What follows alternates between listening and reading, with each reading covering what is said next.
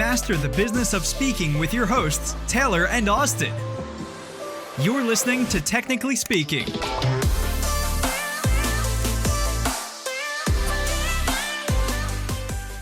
Welcome to another episode of Technically Speaking. We're your hosts, Taylor and Austin, and today we're talking with Michael Leckie about human systems, what those are, how we should be incorporating them into our business, and how technology simply isn't enough. Now, Michael speaks internationally on the art and science of leadership, digital leadership, culture change, and innovation and communication skills. Michael shares his journey with us as a leadership consultant and speaker that's focused on transforming organizations' cultures to those that have a balance of both technology and human systems. So let's dive into today's episode, figure out what human systems really are and how we can start leveraging them.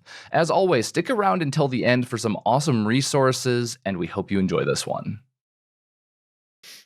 All right, and we are live. Michael, welcome to the show, man.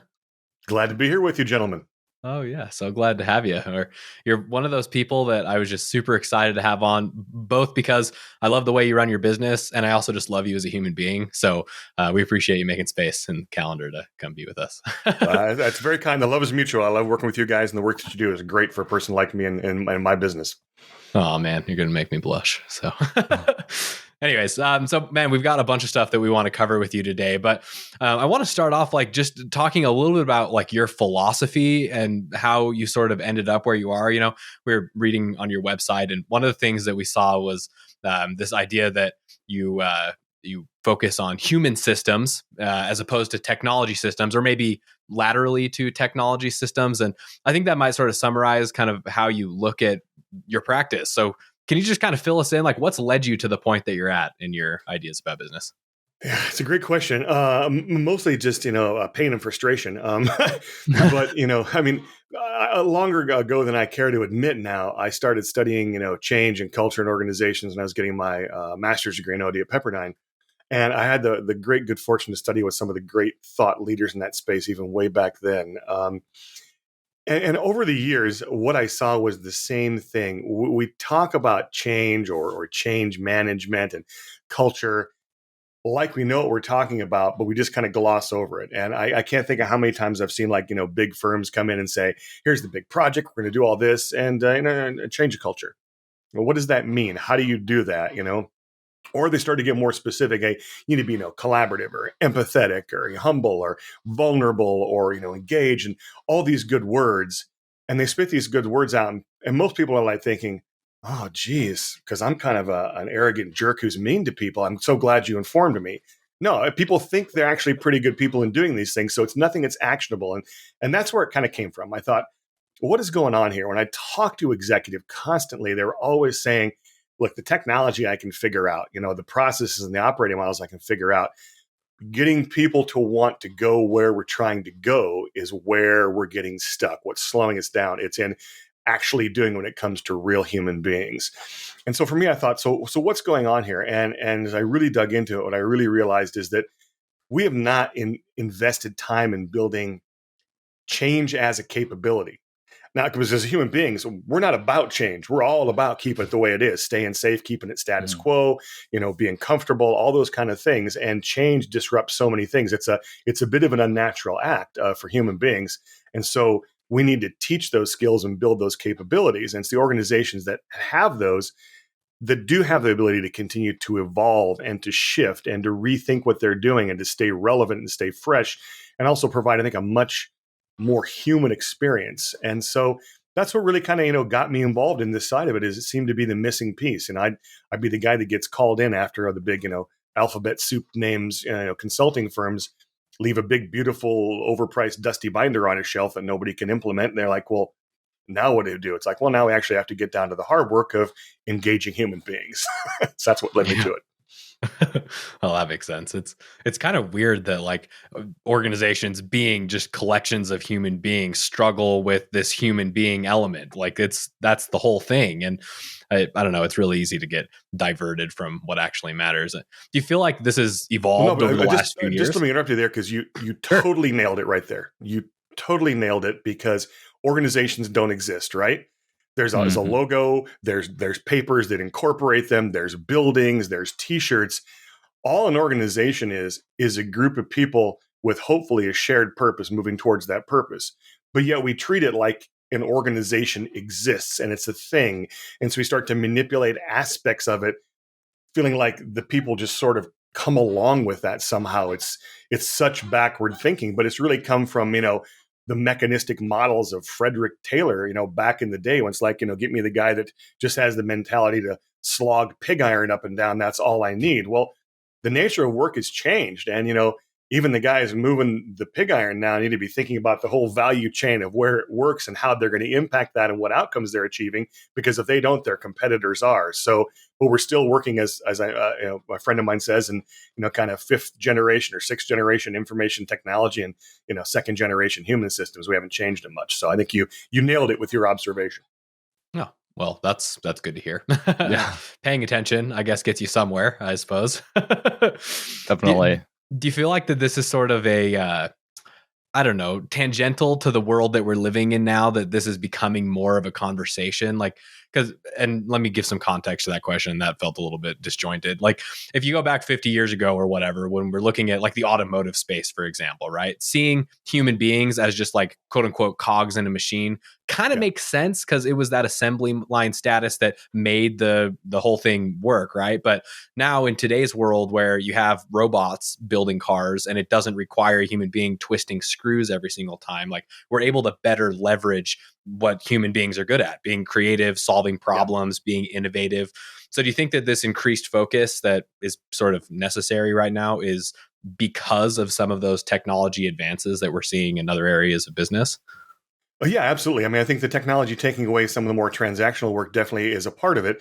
And I think the other aspect of the technologies making things possible and how fast it evolves. I mean, you think now about the products and the new technology products, just as a consumer you're buying. It used to be there was a new one every once in a while. I mean, the gap between, the invention of the cassette tape and the CD was a long time, but then it kind of goes faster and faster, all the distribution. And so what's happened to that old model, that great old model wasn't wrong. It's just, it's just no longer right, because back in the day, we had the time, the problems we were solving as an organization, the needs we were meeting were relatively stable. And so we just had to figure out the best way to meet them. And you could do that with a small group of smart people, leaders at the top, and then a whole group of people that would just execute the hell out of that and get it done. And that was your competitive advantage. But when you get to a point where the problems we're solving are changing so much faster, partially brought on by technology, and a lot brought on by technology and just kind of the nature of the world we're in, and the fact that people now have the ability to think more about what's tomorrow and the next day as opposed to just surviving today, it doesn't work anymore. And so that's what's caused these organizations that are much more nimble and and agile and have people closer to their customer or client able to make decisions and strategize and pivot and pilot and try things. That's what made that model work so well. But hierarchy, status, and power is a hard habit to break, and so organizations are having a hard time moving to that. People are having a hard time letting go of a model that served them well in so many regards to move to something like the one that world requires nowadays. Wow. That makes perfect sense. And just so because I am completely new to this subject, especially the words human systems particularly. So I'm excited to learn a little bit about this more. So what does a human system mean in comparison to technology systems? And why are we, even though humans have been around for so long, why are we on the sixth or seventh generation of technology systems and only on the second or third of human systems? Can you break that down for me a little bit? Yeah, I think it's because technology isn't personal, right? It doesn't react to you scrapping the old one and moving on to the new one. I see. But for people, I mean, we evolve, and we evolved in a world that valued a number of things. It's one of the things I talk about in my book. But like one of them is learning before knowing. We evolved in a world where knowing mattered. Right? Mm-hmm. The more you knew, the more valuable you were. And the person who knew the most then led others and helped them know more and then went up. And that's sort of where, one of the avenues to power and status and seniority in an organization. And I was having this conversation with the late, great Clay Christensen before he died. I got a chance to spend Clay Christensen. Wow. One of my heroes. And through a friend of mine, we spent a whole afternoon up at Harvard, he and I and three other people, and we just sat and talked. And at one point he says to me, he goes, Michael, I'm having a bit of an epiphany here. And I've told this story before, but I love it. He says, it used to be that we had to develop the skills and the abilities and experiences to get the job. Now we find ourselves in the job needing to develop the skills and abilities and experiences to do it and what comes next. And that's so true. And technology has driven that. And as we thought about it, it took us down a path a little bit farther, which was, how do people react to that? So if if I was still in a corporate job in my 50s, I've gotten to a point where I have senior leadership, a lot of authority, nice desk, nice car, nice house, nice wife, big package, all I got the money. It's all good. And I got there because I was the guy who earned it. I was the guy who knew the most. Now, what if that's just my launching pad and I have to learn things? Well, for most people, unfortunately, that's really threatening. It's like, well, maybe I'm here now illegitimately because always before I had to have it to be here. Have the rules really changed, or am I going to lose all this stuff? And so I rather just push back on that reality and pretend it's not there. Then there's that minority that says, well, wait a minute. I'm here because I should be here now, but now what's required is different. And I've got the best launching pad to go on and do what needs to be done next. And they see kind of the positive side of it. It's just been my, non-scientific experience that's a minority of people. And that's, kind of really, really kind of challenging. But did I get off on your question? You want to talk about human systems? I'm not sure if I went in the wrong direction. No, that was super informative. Yeah, no, I've been looking for like a box of what human systems are really, and yeah, you addressed that perfectly. Yeah, and I think that to say about a little bit more. I mean, the there's a guy named Gervais Bush, is a great thinker. He's a Canadian in organization science, and he says basically an organization can be defined as who talks to whom about what. I mean, that's what human beings do. They do their work and they talk to each other and they work together.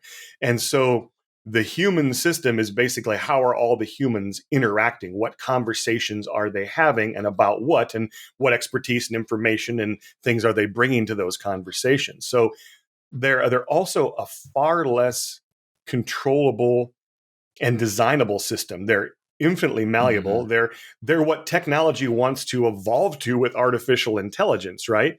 But yet we're undervaluing the actual intelligence, and we're undervaluing investing in people having great conversations. And you say that to an executive like, invest in people have oh, okay, so now we got to have a kumbaya conversation, sit around and talk. When are we going to actually do the work? But yet the work gets done or doesn't get done because of the conversations you have, because of who you know, because of your ability to influence them, because of the relationships, because of trust. It's all those things that make it work or make it not work with most organizations. And it's almost like learned helplessness, like, beaten children or something. It's like, well, it's never going to get any better. This is just the way organizations are. So you make the most of the dysfunctional family, but we created the dysfunction. We can actually take it away. Yeah, I totally can see how that would be true. How do you feel like this scales down to a smaller organization? I'm asking this because, like, a lot of our listeners here, right? Some of them certainly are part of these large organizations, and hopefully this is helping sort of reframe this. But a lot of our people too are solopreneurs, or much like you, a small team that's helping support this machine that's happening. So how do you feel like that this idea of human systems at the large level can be scaled down to the small level? Yeah, that's a great question. The small and even in the kind of the solopreneur level. Well, again, it's about building it's core to what some of what you gentlemen do, right? Building the connections, the relationships, the networks. So I'm an individual. I'm an individual entrepreneur, solopreneur. It's just me. Now I have, as you know, my marketing partner, Faye, who's great and handles social media. I have, you guys who handle all the system stuff for me. By the way, if you're not on their stuff, get on it.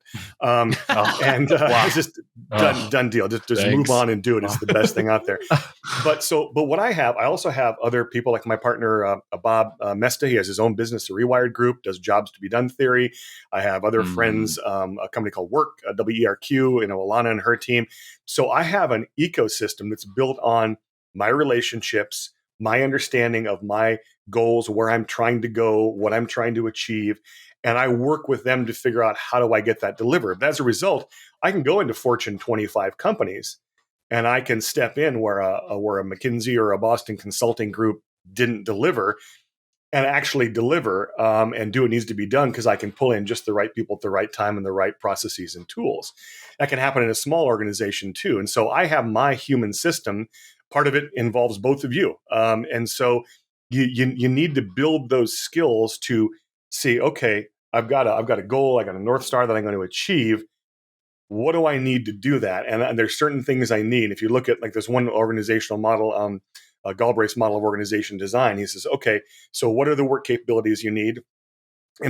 What are your processes? What are your, decision making and communication systems? He's probably calls management systems. How are people, rewarded, and how do you bring people in and develop and get them ready for that? Well, I can do that across a 500,000 person organization. I can do that myself with just my relationship. So I'd say, oh, well, one of the things I have is I have to have business processes.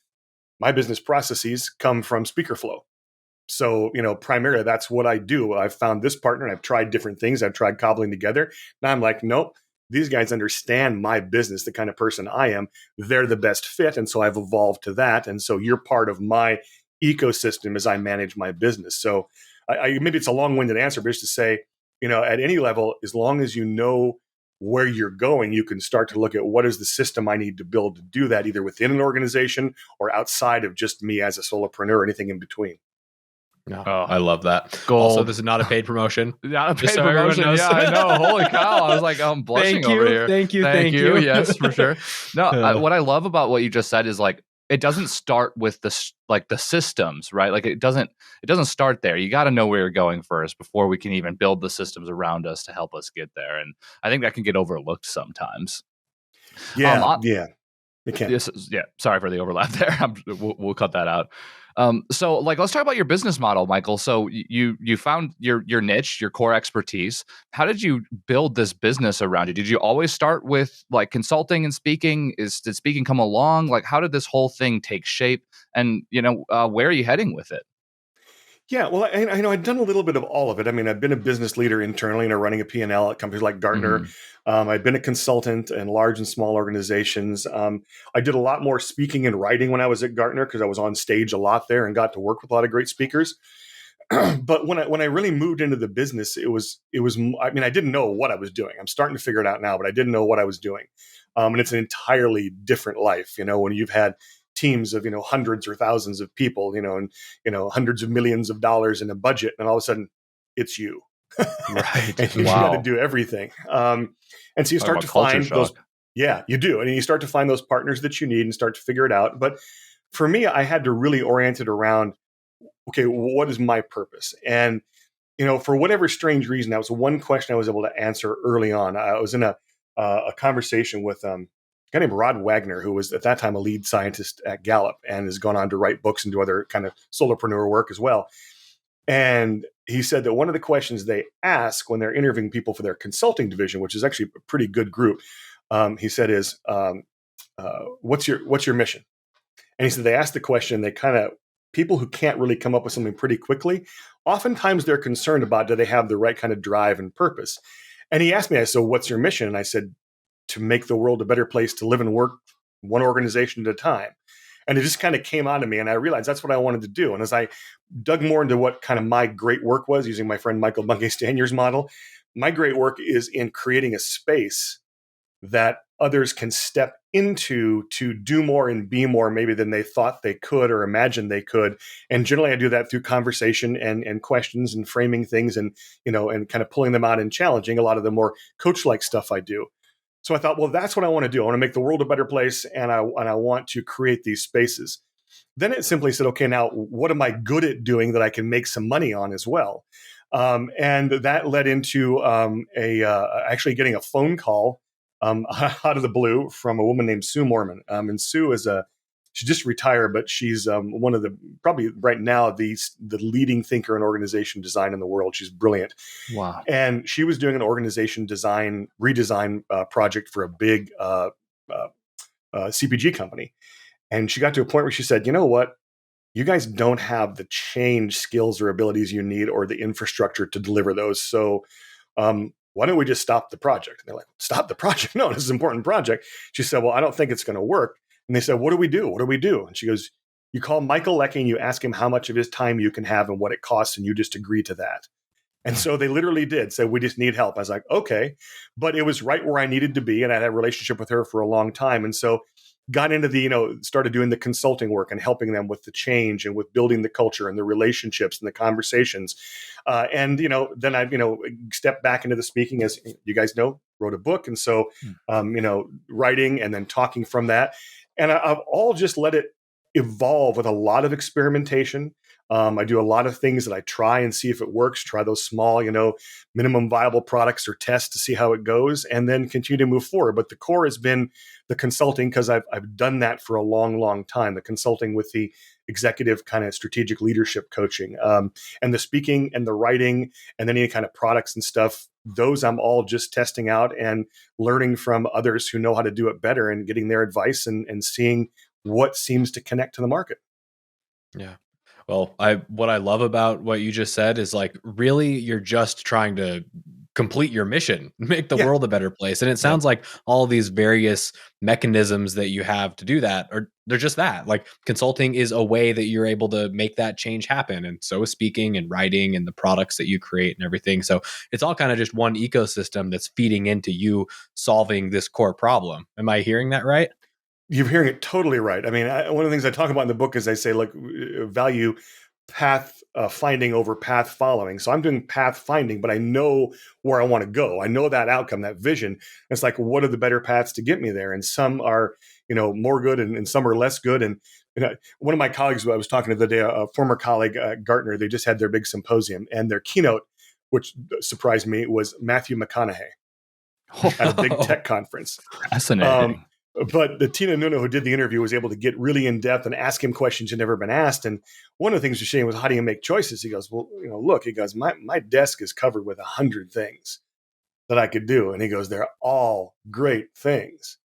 The question is, which are the 5 or 10 at most that drive towards what I really want to do and who I want to be in this world? And that's the hard thing, because there's so much stuff we can do.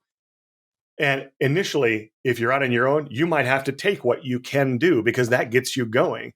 But as you move forward, it's an evolution into, and what do I really want to do? What fits my purpose the best? And so you're narrowing it down to the type of work or the type of clients, the type of outcomes, and it just kind of continues, to get better. And you take things off your plate that you did at first that were not good work. They're just stuff that has to get done. And you find a partner like Speaker Flow, or like my partner Faye, who helps me with the things that you're good at that I'm not so good at. It's like, great, you'll teach me how to automate it or do it better or faster, or I'll outsource some of it.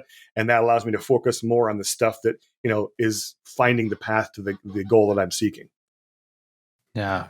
I love that you have this kind of like a scientific lens with the experimentation bit in your business. Like you're testing things that work and going deeper with the things that are actually like having results, which is, I mean, all honestly, we find most successful businesses do. There's a vision, and then we're going to test a bunch of things, and we're going to see what works and kind of, bring focus into those things that are working. One thing, though, that we've learned, I mean, as my own business owner, this happens to me a lot. So I'm hoping you have some strategies here to help me pull my head out of the weeds, maybe. But so, like, do you ever find that you lose sight of your vision a little bit? Maybe not that core like purpose, but the actual vision. Like, how do you keep that thing front and center when you are in the weeds and you're working with clients and you have to work in your business and you're writing the next book and doing the next thing? Like, have you found anything that works for you to make sure like we resettle why we're doing this thing when times get a little bit in the weeds? Yeah, geez, what a great question. One of the things that it was kind of a happy accident, I guess, in my life that's helped with that was I went to graduate school at Pepperdine University. I got a master's in OD, and the program is, I think, unique, and it's built upon kind of these 3 legs. They call it the 3 legs of the stool. One is deep theoretical knowledge. I mean, we had to read the books. I had a stack of books taller than me. Practical application. You had to be in a job and you had to be doing stuff with what you were reading. It couldn't be theoretical. And the third was what they called self as instrument. And that was the most painful part. And we would meet like in a variation of kind of classic, T groups or encounter groups from the 70s, where basically you're giving and receiving feedback. And it can be very personal and interpersonal. I mean, some people get really angry. Some people would cry. I mean, it was intense. But what it was meant to do was to start to give you insight into yourself and build your self-awareness and tools to allow yourself to build self-awareness. So I think that for me, I've come to know some things about me to be true, and what can trip me up. And they always will continue to trip me up. You just peel back the onion on how they do it. So one is I like to be liked. People say, I like being with Michael. And so sometimes after I get to know people, I will be less honest or truthful, especially about the things that may cause some conflict or intentionally some awkwardness in the relationship when it's the right thing to do. And so I just have to be aware of that and know that one's going to, trip me up. I have to be aware that, I grew up a teacher's kid in Montana. We have had a fine life. We never had, money like you see in the world and the East and West Coast and things like that. And so I know that I get kind of excited and sucked in by the glamorous and the big money. And I can tell you that one of the greatest things I ever did for myself was saying no to a job with a lot of money behind it. I mean, an obscene amount of money.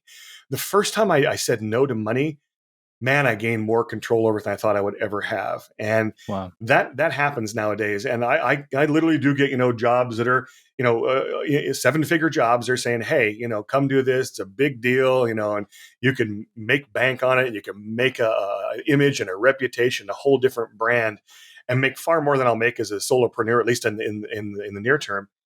But it's not the right thing for me. And I know that because I know where I'm effective. And I know that I need to be that voice from the outside to be effective, because inside you get too compromised, you get too worried about fitting in, you get too enculturated.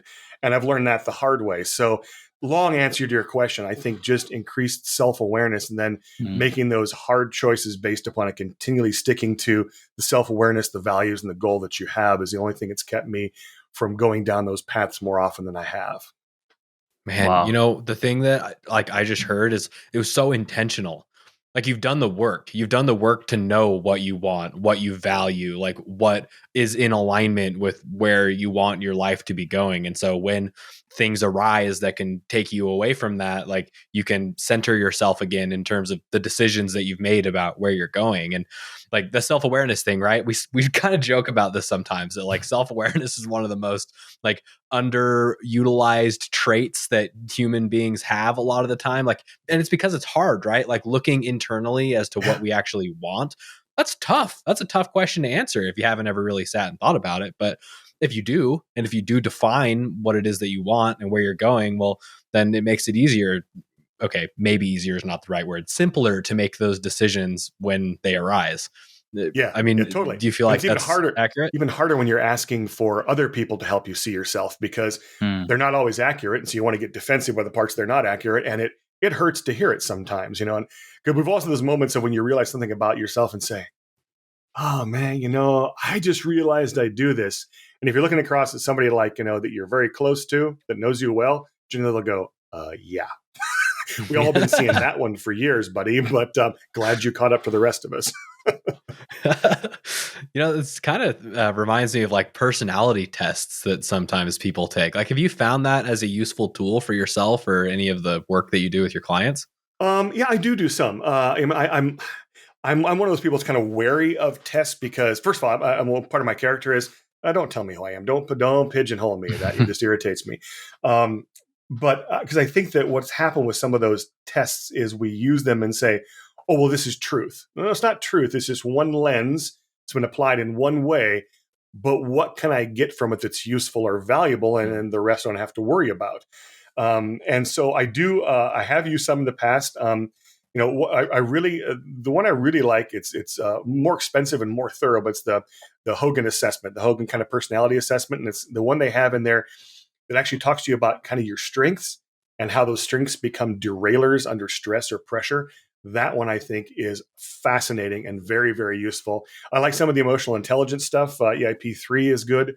But for those of you who love it, I'm sorry. Myers-Briggs is garbage.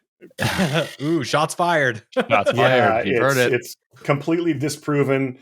It's, it feels good, but it's it's like astrology, it's like, oh yeah, I see myself there, but it's only one step away. So yeah, there's my negative rant. Those can LinkedIn, MJ Leckie, go ahead and fire away and make your comments. All right, we'll put that in the show notes, so be ready.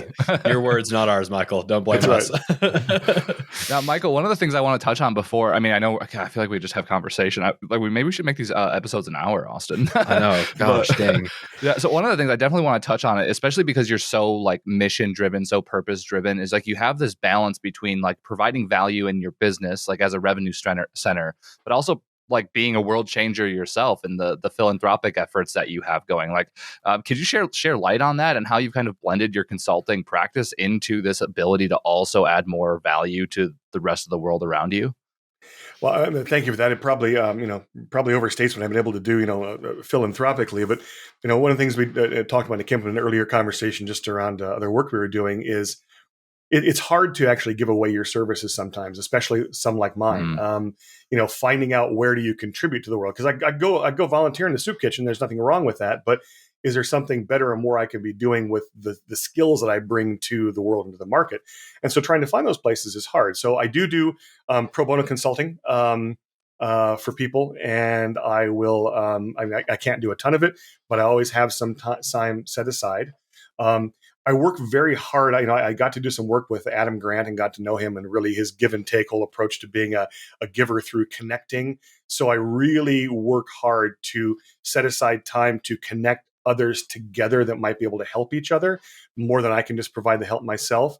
And the last thing was I try and find a way to integrate that sensibility into what I do. And we talked previously, and I have a company, and I can only go so far into details because it's all confidential, obviously. But they're in a large retail organization, and like everyone, they've had the challenges in this kind of post-ish COVID labor market, or second or third stage COVID labor market, with everyone saying, "I want something different. I want something new." My eyes have been open to a different possibility or reality around work.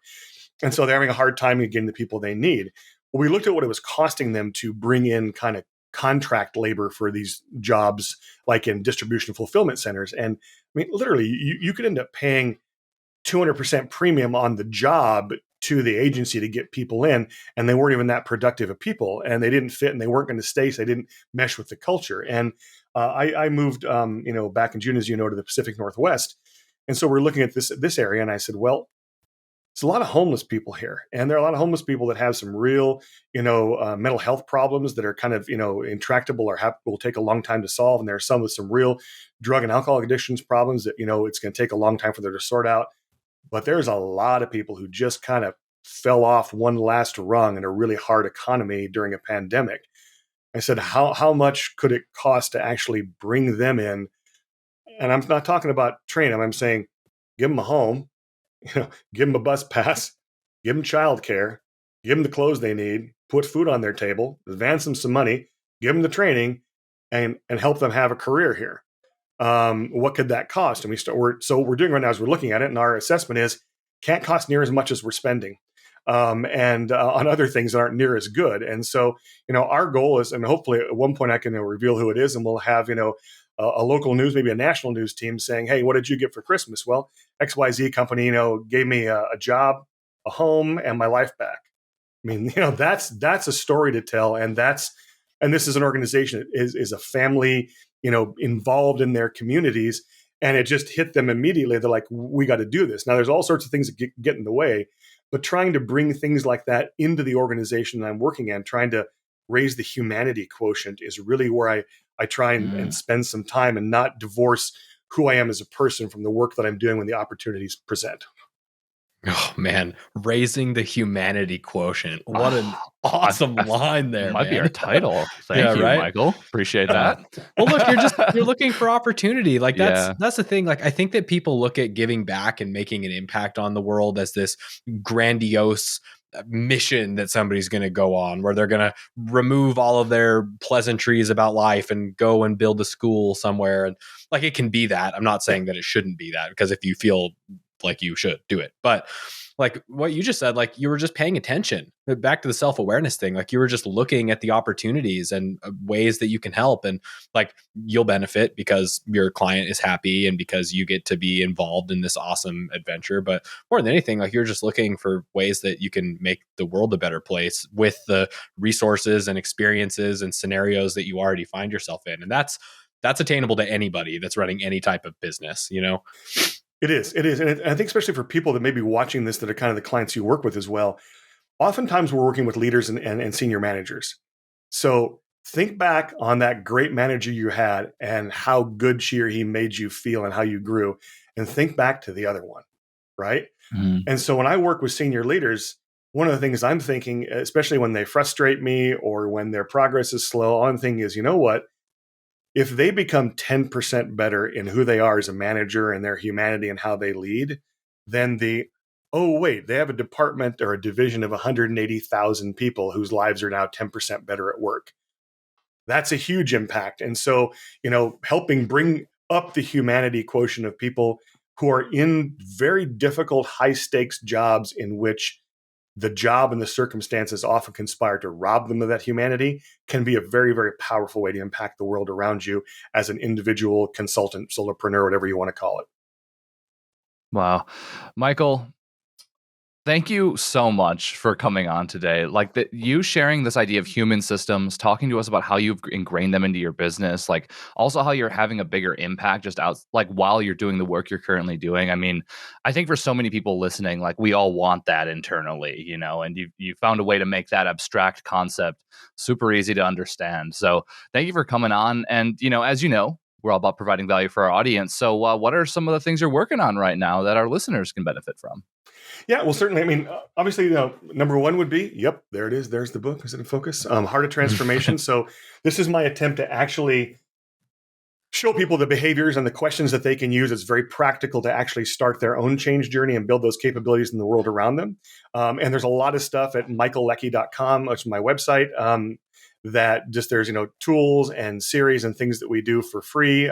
There's one actually we just did, I think it's like 26 or 28 short parts on kind of the leap from from corporate to freelance or solopreneur that people might benefit from. And of course, connect with me on LinkedIn.